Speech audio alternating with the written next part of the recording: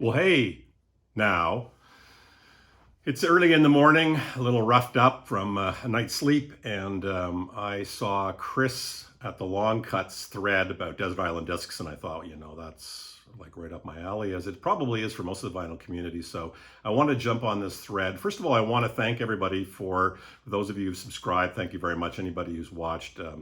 It's been said by others, but it's really nice to take a moment and just really appreciate the fact that there may be a few people out there who might enjoy some of the stuff I'm doing, and maybe it connects or resonates with you. Or maybe you're like the old man at the clouds yelling, why would he choose that? That's not the best record by that artist, but it's all good. And main thing is, I think for a lot of us, this is a chance to kind of express our love for music and the things that really we enjoy. So without further ado, Desert Island Discs. For years I've listened to, there's a BBC series, radio series that's also on a podcast now. And it's Desert Island Disc, where they interview actors, musicians, politicians, artists, whatever. And they ask them they actually choose a song rather than an album. And why it's meaningful for them. And then also they say, when you go to the desert island, you can bring the works of Shakespeare, you can bring the Bible, you can also bring a book, and you can bring some kind of meaningful item that you would like to have with you on the desert island. And I really love that whole idea. So the desert island, for me, I'm gonna get into my little sort of, how do I measure this? So much like the top 10 most listened to records, these are not what I would call my favorite records. These aren't the ones that I necessarily would say in all cases that they're my favorite records by these artists. I'm thinking about the context. I'm thinking about the desert island. So a few things that I thought about. Number one, there are certain artists where I just have to have a record by them. So then the question is, what record do I bring of theirs? But two is probably too many, because I'm going to be cutting out some other artists that I really like. Secondly, and Chris talked about this a little bit in the long cut in his video, is I want to cover off the moods. I've always been really about moods, moody guy. Often I like to enhance the mood that I'm in, to have something that can really embellish or enrich that mood, be it sad, happy, or whatever. But I think especially when you're alone, assuming I'm alone on a desert island, I want to choose music that also can switch my mood. I don't want to get despondent and put on like Joy Division necessarily and go right down the deep dive, or maybe Leonard Cohen and some of his stuff. I might want to put on something that makes me feel quite happy. So I thought about different moods and ones that I would want to either enrich or that I'd want to be able to change out of and go into a different state. So that's a little bit of background on what I've chosen. Also, genres, I kept thinking about, I probably need, I'm going to have some rock and roll for sure. I probably want some singer-songwriter, kind of sort of folky singer-songwriter stuff. Also need a bit of jazz. Probably humor, even though that's not kind of what we're normally about here in the vinyl community, but I think humor would be an important thing. And I'm not much of a classical person, but I've kind of gone on the edge of a little bit of sort of new classical as well, again, to cover off a lot of things. The other factor that I think is really important, and this is for me, I just set the context for how I'm choosing, and you can see, once again, I'm overthink it, is I want it to be something that has got a lot more listens in it. So there may be a few records that I've chosen here that I would consider to be like, nostalgic favorites. But I got to feel like they still will be ones that I want to play. There are a lot of older records that I played to death. They might be some of my most listened to records, but I don't necessarily, I may not reach for them. And again, it'll be a waste of a space on the boat going to the desert island. So I actually haven't done my count yet, but I'm going to do my count of my records to make sure I've got it. And there'll be a couple extras. You know how we work in the vinyl community. There's always some bonus discs because we're really bad at paring it down and sticking to rules, right? So here we go, Desert Island Discs. All right, I'm back and I've done my count, and yes, I'm over, and no, I am not going to whittle it down. So here we go. It's gone from 10 Desert Island Discs to 10 plus 5 bonus, because I want to stick with the title of 10 Desert Island Discs, even though I've broken the rules. So I'm going to jump in. Again, keeping in mind, I'm on a desert island. I want to be able to cover off multiple genres, certain artists that I love, But the other big factor is that it needs to be something that either has some room for discovery, that I haven't really fully discovered the album, or I think that there's some opportunity to do deep listening and get more out of those records, and or just really support, embellish, or change my mood, and their capability of being able to do that. So even as I look at these records, like the John Cusack character from High Fidelity, I go, oh my God, I'm missing blank, blank, blank. So there's lots of stuff missing. And as with any of these lists, if I were to wipe my memory clean and start fresh tomorrow, it probably would be 3/4 of a different list. And that just means there's lots of stuff that I love and lots of things that I can cover that cover off different moods and like that. So first up, I'm on a desert island and I need spiritual uplift. And so I go to Van Morrison, and this cross references with Van Morrison. I need a record by Van Morrison for sure. I was leaning towards Veed and Fleece. This is not his greatest record, but my God, he's got so many great records. And the other thing about these choices, I think, is if there are some songs that really speak to you, speak to me, and I feel like they would really enhance or be meaningful on a desert island. So this one here, the starts with the Spanish Steps. Poetic Champions composed the name of the record, Van Morrison. And this came out in '87. Spanish Steps is a beautiful instrumental. Queen of the Slipstream is just a gorgeous sort of song of love. And I forgot that love existed. I was thinking that one kept ringing through my head somehow when I started thinking about putting this together. Not necessarily Van's greatest record, but the message of I forgot that love existed to me is a very powerful message. And then side one closes with Sometimes I Feel Like a Motherless Child. I don't know if you know that song, but his cover of it's very good. And I'm sure that I'll be feeling like a motherless child. And on top of that, it does talk about being able to fly away like a bird and things like that. So maybe inspirational, maybe aspirational, but gotta have Van Morrison. And I would choose, maybe today, I would choose Poetic Champions Compose from Van the Man. Another thing that I thought about is definitely live music. I would have to have some live music cross-referenced with the Grateful Dead, because when you think live, if you're a Grateful Dead fan, that's really how you're going to listen to their stuff. And I chose, this may be a surprise for Deadheads out there. I'm kind of a periphery Deadhead, but it's the Grateful Dead live at the American Music Hall in 1975. This one's known as One from the Vault. This one is maybe not their most exciting, but it is, yeah, it's got a feel to it that is somewhat indescribable. It's a beautiful live performance from beginning to end. It's not super high energy. Well, it is high energy, but it's got a flow to it. Ever since I heard this for the first time and just recently managed to pick it up on vinyl, this was after they took a break, I think, for a while from performing. They famously did a lot, 73, 74, the Wall of Sound, and then they took a break. And then this was I think a personal invite, as the cover suggests, to come to see the Grateful Dead in a very small hall in San Francisco at the American Music Hall. Great American Music Hall. This is a really great record. So live music, Grateful Dead, fantastic. Cross-referencing a mood that I would need or would want with a band that I would like to have with me. So this comes into the 70s rock and roll sphere. So would it be the Rolling Stones? Would it be Led Zeppelin? That kind of stuff. For me, if I really distill it down, I think the band that I feel most personal towards in some ways, whatever that means, is The Who. And I know a lot of people choose Tommy and others. For me, Quadrophenia is the record. This record always really spoke to me. The idea of trying to find your identity, being caught between two worlds. This is such a great record for a teenager growing up, trying to figure out kind of what matters to him or her. And still holds up really well. I mean, the beginning of The Real Me, when it just has this beautiful, well, it's got all the motifs from the album, right? The Love, Rain, or Me, and the waves rolling up. And then when the bass and drums kick in, Ed Whistle and Moon, It's one of the, I mean, just talking about it, I get shivers down my spine. The Real Me is amazing. And then closing out with Love, Rain, or Me, really one of the most beautiful tracks, and always gets me sort of choked up and verklempt. The Who, Quadrophenia, for me.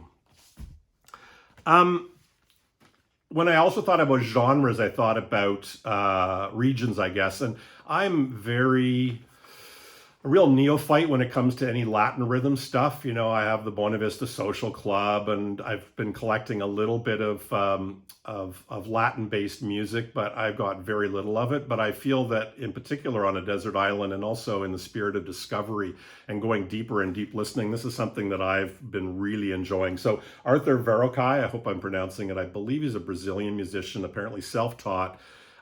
This record is so great, like just it flows beautifully, great rhythms, hard to describe. I know I keep saying that. When I really love something, it's so hard to describe sometimes. But this record is truly great, just been reissued fairly recently, and yeah, full of beautiful rhythms, and not kind of, you know, sort of North American or European based. It's definitely got that Latin vibe to it, and this will be great on the desert island.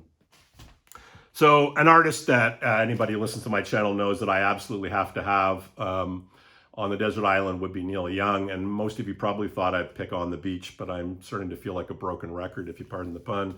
And I think the one that I would choose would be Massey Hall. And again, with my kind of criteria, so it's live, so it'd be nice to experience the feeling of being, hearing something recorded in the presence of people and people clapping. I think that would be nice on the Desert Island Disc. The ambience of this record, people have talked about this a lot. I've gone to Massey Hall for many, many shows, and it's a beautiful venue, recently renovated. I've not been back since it's been renovated. Look forward to it when I'm back in Toronto.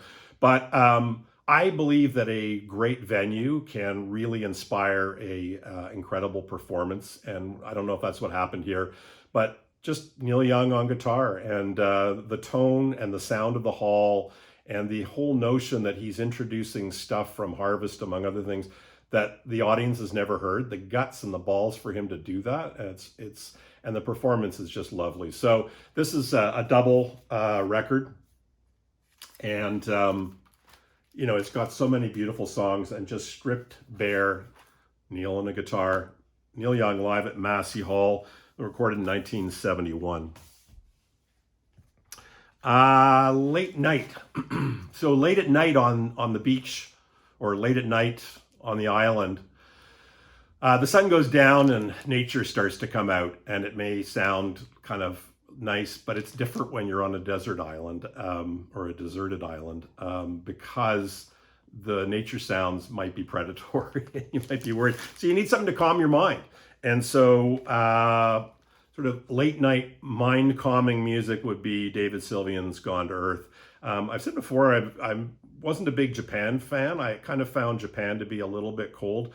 This to me has got more warmth than Japan's music, the part that I'm familiar with, David Sylvian. I think this is one of his earlier one of his earlier albums. A lot of instrumental stuff on here, very ambient. It was competing with Brian Eno's Apollo, because I love that record as well, the Danielle Lanois and Brian Eno produced record, but this is a really nice one. So Gone to Earth, David Sylvian. Now, there are going to be times when I'm feeling lethargic, the sun beating down, and I need to get some energy up so that I can get some stuff done, and also to put a smile on my face. And it also falls into the live camp, and that would be the Ramones, It's Alive. When this record came out, I just played it and played it and played it and played it again. One of the nice things is that it includes records or songs from many of their first few records, which is awesome. It's live. It really cracks me up because there is no break between songs. It's just a song ends on Johnny's guitar, you know, stroke, and then there's sort of it's humming in the amps, and then in the speakers, and then suddenly Dee Dee goes 1, 2, 3, 4, and they go into the next one. It's just a roller coaster ride of great tunes. Would bring a smile to my face whenever I hear it, and need to hear some New York Bowery, dirty, gritty rock and roll. It won't be the only one I take on the island, but I won't need a lot of this maybe, but this is one that I definitely will be bringing. Again, another cross-reference artist and the desire to have something that I can listen to and find more in it than I already have found. Kate Bush, Ariel. Now, I'm not saying this is one of her best albums. I think I honestly need to listen to this for a few more years before I can kind of rank it and rank it with 50 Words for Snow and all of the early stuff. But, I enjoy early Kate Bush, but how often do I put on, let's say, Wuthering Heights, The Kick Inside or Lionheart? Really not that much. But her late career stuff, this one, Ariel, 50 Words for Snow, everything from Hounds of Love or from The Dreaming on, I still find eminently listenable. And but this one has been a more recent discovery. It's got two records. It's sprawling in a way. There's a lot going on musically. It's it's a beautiful record and one that I've been enjoying playing for about the last 6 months to a year quite a bit, and I think I will enjoy for years to come. So this is kind of an expected deep listening album that I'll enjoy putting on when I want to be, when I want to just sort of be transported into something that I'm not super familiar with in the trusting hands of one Kate Bush. I mentioned that I'm not bringing just one hard rock and roll record. The other one I've got to bring and cross-reference would be Iggy Pop and the Stooges, so Funhouse. This for me is the Stooges record. I love them all. It seems sort of sacrilegious to say one. But, down on the street, when I hear that bass guitar sound and drums, it is one of the most guttural, powerful, cock rock music. I just love it. I never get tired of it. I put that on and I just go, whoop, whoop. I got to do the Iggy Pop whoops. Love this record. And I think any animal that comes near me and intends to do me harm while I'm playing this and the state that I'll be in when I'm listening to it will know to back up and leave me the fuck alone. And now to go in a completely different direction, Waltz for Debbie. So Bill Evans, need to have me some Bill Evans. As you know, if you've been watching any of my videos, one of my all-time favorites. The reason I chose Waltz for Debbie is that I've often said one of my favorite albums of all time is definitely Sunday at the Village Vanguard. And many of you know that Waltz for Debbie is a companion album recorded, I believe, the same evening. I don't know if it's the same set. I think he did multiple sets at the Village Vanguard. And this was recorded in 1961, 2 years after my birth. And the ambience of the recording of the sound, the clinking of the glasses, the killer trio that is Scott LaFaro and Bill Evans and Paul Motion. So I don't know this record as well as Sunday at the Village Vanguard. I've been kind of having this on my mental to-do list, is to go and deep dive on this. I don't know why I don't listen to this more, given that I've listened to Sunday at the Village Vanguard over and over and over again. Maybe the tracks I'm just more familiar with. My Man's Gone Now, Jade Visions. The songs on Sunday at the Village Vanguard are great, but this one's got Some Other Time and My Foolish Heart and Waltz for Debbie. So I got to put this on and get myself prepared for the Desert Island, because this will be the one, and I assume that there'll be some good discovery for me there. So those are 10. My 10. Those are if a gun's put to my head, then those are the ones I'm going to take. But I'm going to give you 5 quick bonuses, okay? You need a sexy record, a record that's really sexy. I should have put a soul record on here. I can't believe I didn't. This is really different, but this is Lovage. I don't know if you've ever heard of this. Nathaniel Merriweather, Lovage. It looks really cheesy. It kind of is cheesy in parts, but this is a sexy record. I think Kid Koala does some DJing on this, but the vocals, some really sexy female vocals, some kind of weird male vocals. It really just oozes sex. This is a real good one. So Lovage, music to make love to your old lady by. Okay. I don't think I chose anything that's kind of country tinged. This was the album that got me on my Gene Clark kick, and have gone a deep dive into his solo stuff and his stuff with Dillard, and I'm starting to really get into the old Birds stuff that Gene Clark was on as well. No other. This is a 4AD re-release. It's two records and some outtakes, so there'll be a little bit of room for discovery of stuff. But this is so rich, the production, strings, complex arrangements, while still hitting you to the core. So No Other by Gene Clark. Have to have that with me on the Desert Island Disc. 3 more to go. Singer-songwriter. Absolutely need to have Gord. As a Canadian, I feel it's required by law. This is Gord's Gold. 21 songs, everything from Minstrel of the Dawn, Sundown, Beautiful Summer Side of Life, Carefree Highway. He's got so many wonderful songs, and this would definitely help me flash back to those sepia tone, Kodachrome images of my youth, and hearing his music as part of the kind of background of being Canadian, maybe American too. I don't know about you guys, but Gord Lightfoot. And the last two, this one, Steve Reich, so kind of new classical, I guess you might say, but this, I think I mentioned before, this is music for 18 musicians. I don't know what it is about this. It's almost like it's been created in a lab, and I don't mean that in a bad way, but this one makes the hair in the back of my neck stand up. I put this on when I want to get motivated and focused when I'm working. It creates phases. I don't know how to describe it, but phases that then kind of fade in and out of each other. But it does something to the brain, and I like what it does. And so I've listened to this and loved this for years. Steve Reich, music for 18 musicians. Not for everybody, but highly recommended. It's really great.